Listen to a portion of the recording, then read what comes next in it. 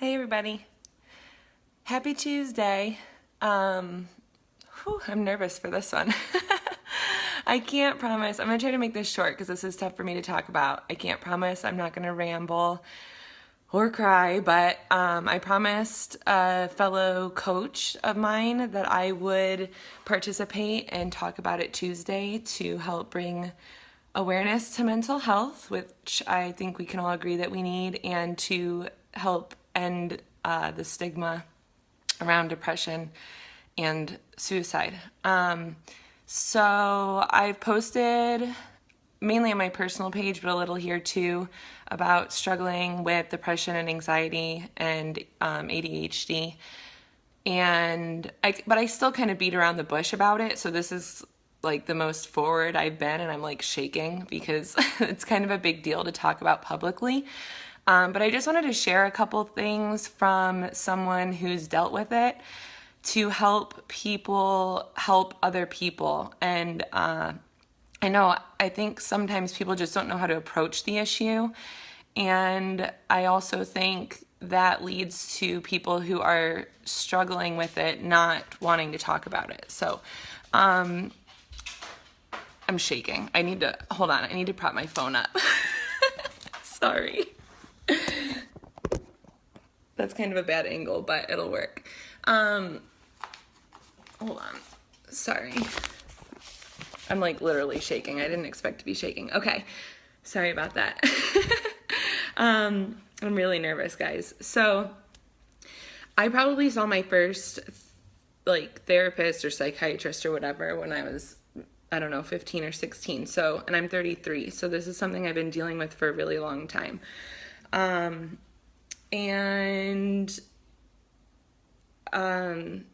There's a couple things that you can do. Like, I think that the first thing that we need to do is be willing to talk to each other. Like, people are afraid to talk about it. I think people that don't deal with it are afraid to talk about it because they don't know what to say or how to handle it. And people who do deal with it don't want to talk about it because they probably have had a lot of bad experiences. Well, number one, it's just not something that people want to. Depression, when I'm depressed, I don't want to talk to people about it. When I'm anxious, I don't want to talk to people about it. But how it's approached, or the responses that we sometimes receive aren't the best. So, I'm really nervous. I'm going to say a lot. I'm already like noticing that. But like one thing that I've faced when I do finally open up to someone and tell them how I'm feeling is that a lot of people that don't know what it's like think that it's something that you can just like look around you and be happy, or you have so much to be happy about. Like it's a switch that can be flipped on and off. And I think that it's important to realize that depression and anxiety and like personality disorders, ADHD, all of that comes from like hormonal and chemical imbalances in our brains. Like it's not something, when I'm depressed, like believe me, if I could not be depressed, I would choose not to be depressed. Like this isn't something that I'm like, oh, woe is me. Like I want to be depressed my whole life. Like it sucks. And it's triggered by different things for different people. So every case is different. The last thing you want to do when somebody opens up about that kind of stuff is make them feel like they're not validated, because that's going to discourage them from talking about it in the future to other people. So the first like recommendation I make to helping people in your life or not in your life is just talk to each other. Like I think in today's society, we don't talk to each other nearly enough as it is because of social media and just, you know, how the world is today. It's so fast moving. A lot of times the people that are struggling with depression are going to be some of the happiest seeming people out there too. So it comes down to like building relationships and really digging deeper with people, because a lot of times like I can be in the depths of a depression and someone will tell me I seem so happy. And it's because when someone's been dealing with this, especially for their entire lives or the majority of their lives, they become really good at hiding it. So we need to be better about talking to each other and building relationships. And if you have a gut feeling that something's wrong with someone, you really should try to dig deeper and see, be persistent and try to have regular conversations. The next thing you can do is just validate how they're feeling. If you don't know what to say, or you're afraid you're going to say the wrong thing or whatever, then you don't need to say anything. Just be there, let them know that you'll be there for them.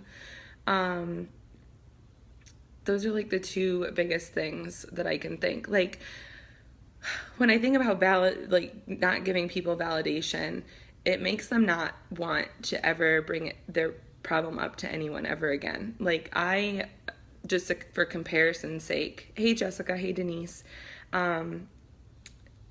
I, for the past couple of years, have been gluten-free because I have gluten sensitivity and non-celiac gluten sensitivity, and I have found that a lot of times when I order something gluten-free or without a bun or whatever, complete strangers have an opinion and they're going to share it with me. And I found that it's a lot easier sometimes to just not tell people. And that's what happens with depression. Like, somewhere, someone made a person feel like it wasn't a real issue, or it was something that they should get over like a flick of a switch, and that's just not the case.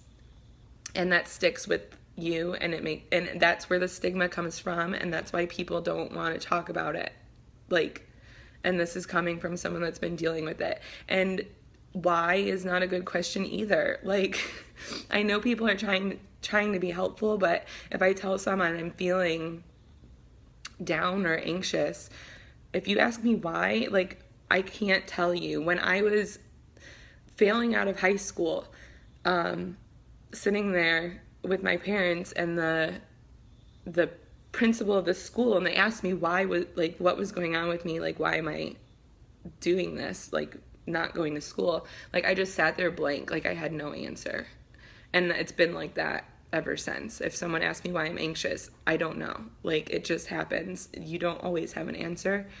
And like I said in the beginning of this, everyone is different. So I don't know. I just wanted to share those few insights from someone who's dealt with this stuff, and just kind of try to contribute to breaking that stigma. And I've been seeing so many suicide, not just the prominent people in the world, but people I went to school with, and people I've known over the years, and people who know people that I know. Like, there's just so many suicides happening, and I think that a lot of those could probably be stopped if people weren't afraid to tell other people how they feel. Like, our feelings need to be validated. Don't discredit how someone feels or what they're going through just because you don't understand it. So that's all. I'm so proud of myself. I barely cried. Hey, Nancy. And I was shaking so bad at the beginning of this, so I was so nervous. But anyway, so that's my Talk About It Tuesday. If any of you are ever struggling, message me, because I have been there, done that, and I'm happy to talk to anyone about it, and share this with your friends, and hopefully you'll join in the movement too.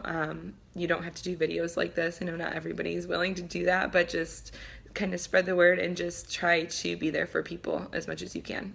Okay? You're awesome. Thanks for watching. I hope everybody's having a good week so far.